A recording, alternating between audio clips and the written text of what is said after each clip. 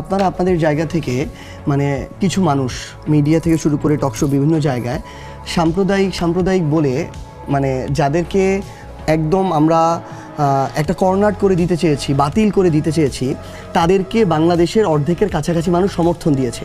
আর যাদেরকে অসাম্প্রদায়িক বলে বলে আমরা মানে অনেক সুন্দর পলিসিগত জায়গায় যেই ধরনের বামপন্থার মানুষগুলোকে দেখেছি, কথা শুনেছি, শুনতেও ভালো লাগে, তারা 182টা আসনের মধ্যে 180টাতে জামানত হারিয়েছে।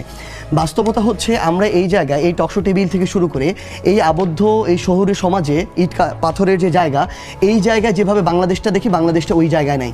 বাংলাদেশের কোটি কোটি মানুষ তার জায়গায় যদি কাউকে গ্রহণ করে নেয়, আমি এই জায়গা থেকে যতই চিল্লাফাল্লা করি না কেন, বাংলাদেশের মানুষের মন থেকে তাকে আমি তুলে দিতে পারবো না। আমরা আমাদের জায়গা থেকে মনে করতেছি কেউ যদি ইনকিলাব জিন্দাবাদ কিংবা আজাদি বা ইনসাফকে নিয়ে সমস্যা মনে করে, আমরা তাদেরকে বলবো আপনারা আপনাদের জায়গা থেকে যে শব্দগুলোকে আরও উপযুক্ত মনে করেন মানুষের সামনে নিয়ে আসেন।